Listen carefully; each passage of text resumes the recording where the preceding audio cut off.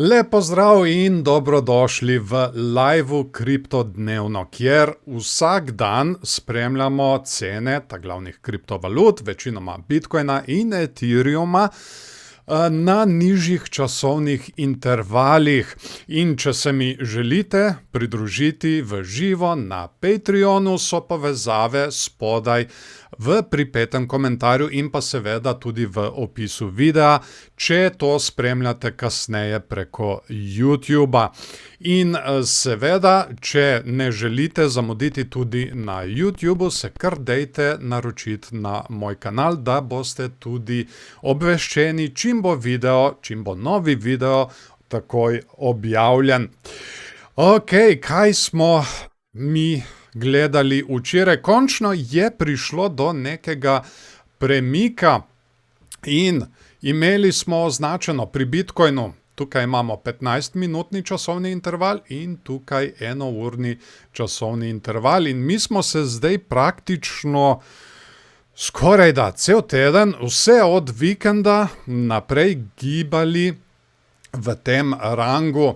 Zgoraj imamo 71.500, tam nekje od spodaj pa 67.800.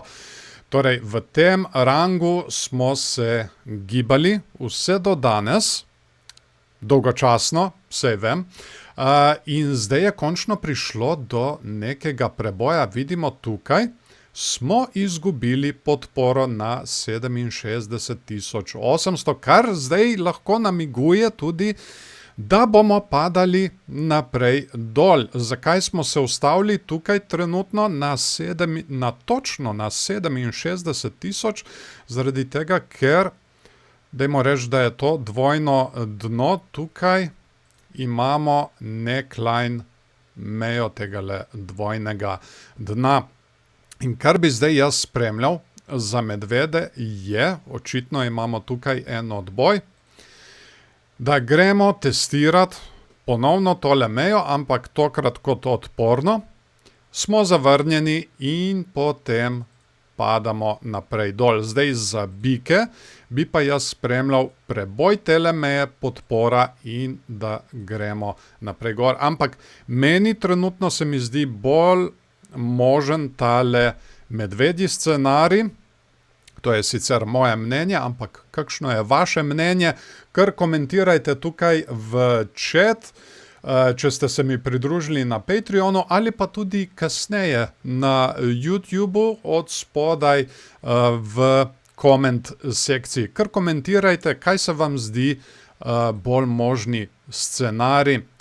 No in tudi tukaj na 1-urnem časovnem intervalu vidimo, smo izgubili tole podporo. Zdaj, kar se tiče kratkih in dolgih pozicij, vidimo tukaj, da je kar precej ljudi stavilo na kratke pozicije, čeprav Ethereum se je dotikal tudi tegale prekupljenega območja. Tako da v bistvu je na trgu kar mešana situacija, kar se tiče dolgih in kratkih pozicij. In tudi vprašanje zdaj je, ali smo mi zdaj prišli sem dol pobirati vse te likvidnosti dolgih pozicij in da gremo potem gor pobirati vse tele kratke pozicije, kjer imajo pač ljudje naštimane stop losse.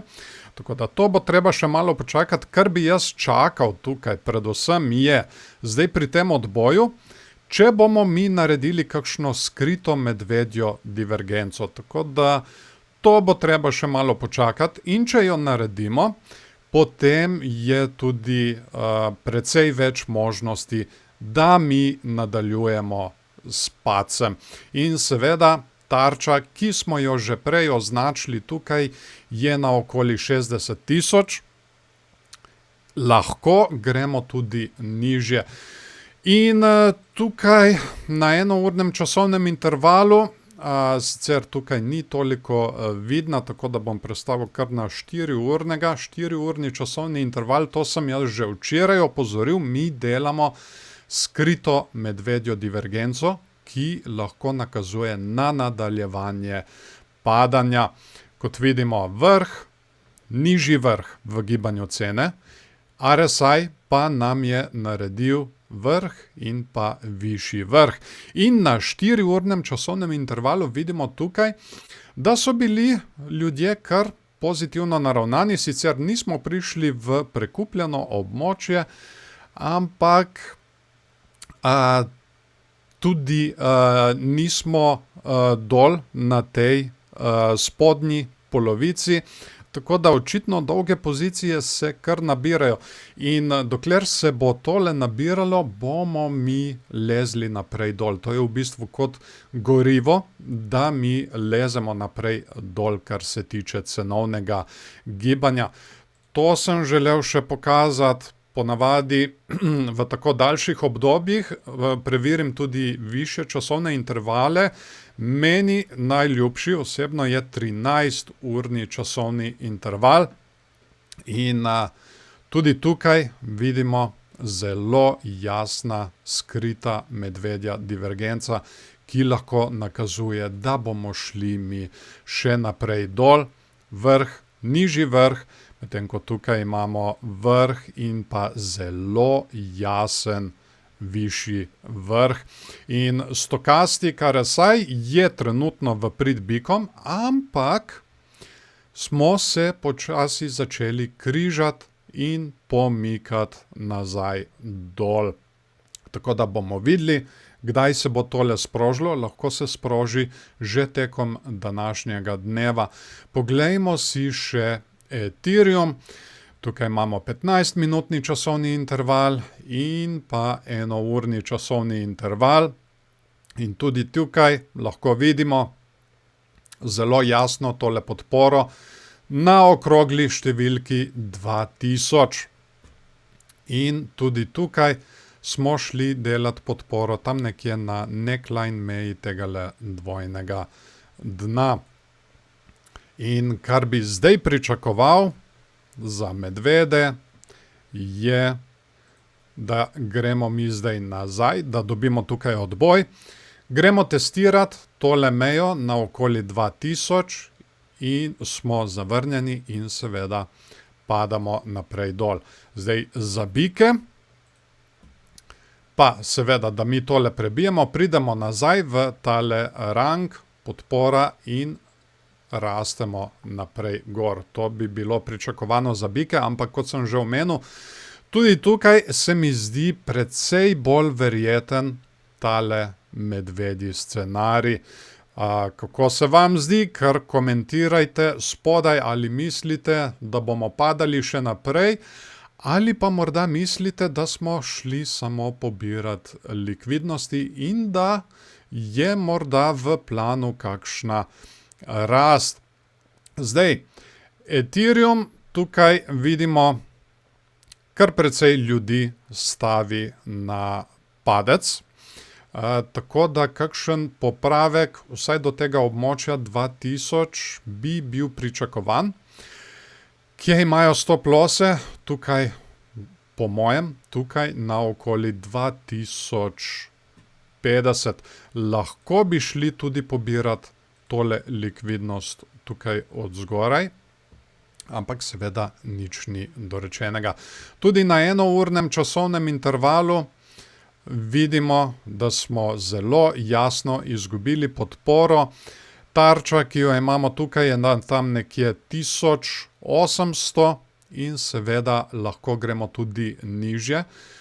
Treba bo počakati in seveda spremljati, kaj se bo zgodilo enkrat, ko ali če dosežemo mi tole podporo tukaj.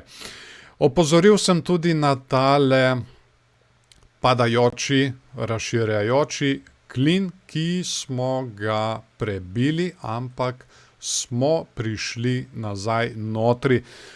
Opozoril pa sem na to predvsem zato, ker na nižjih časovnih intervalih lahko precejkrat dobimo lažne signale in tega se je treba seveda paziti.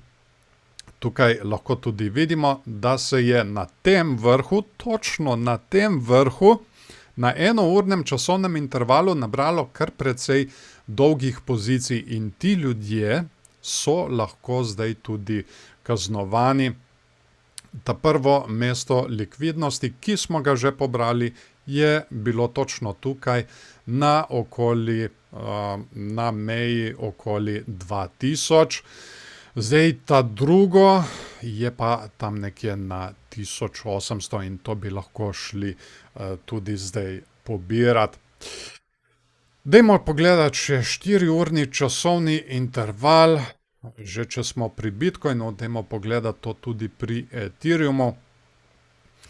In tudi tukaj je zelo, zelo jasna skrita medvedja divergenca, ki se lahko sproži še tekom tega tedna.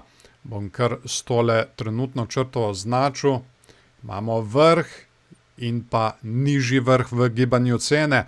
Medtem ko tukaj imamo vrh in pa zelo jasen višji vrh, tako da ja, padanje se v bistvu lahko nadaljuje, precej več možnosti je za tole.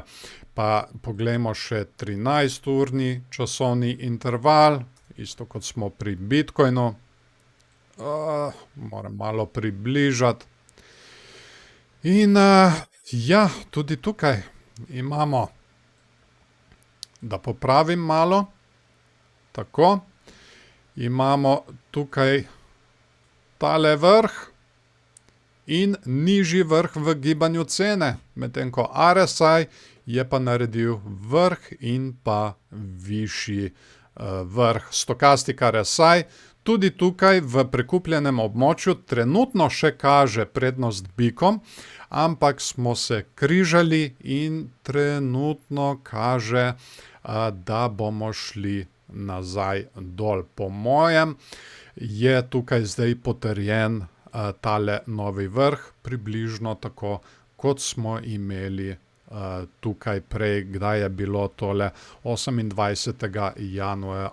januarja 2026. Tako, torej, moje mnenje je, da bomo mi v bistvu nadaljevali s padanjem, ampak hej, kakšno je vaše mnenje, se jaz morda motim, kar napišite od spodaj v komentarjih. Seveda, če se mi želite pridružiti v živo na Patreonu, imamo to vsak dan ob 9. zjutraj, povezave so spodaj v opisu in pa pri 5. komentarju. Tudi če kasneje spremljate preko YouTuba, se kar naročite na ta kanal, da ne boste zamudili dnevnega videa. In pa seveda se priporočam tudi za kakšen všeček, če vam je bilo tole všeč. In pa kot sem že rekel, tudi komentirajte od spodaj. Zadnje čase so se razvile zelo, zelo zanimive debate in zelo rad podebatiram z vami. Tako, to bo tudi to za danes. Jaz vam želim en lep dan še naprej in se vidimo jutri zjutraj ponovno na Patreonu ob 9. zjutraj. Čau, čau.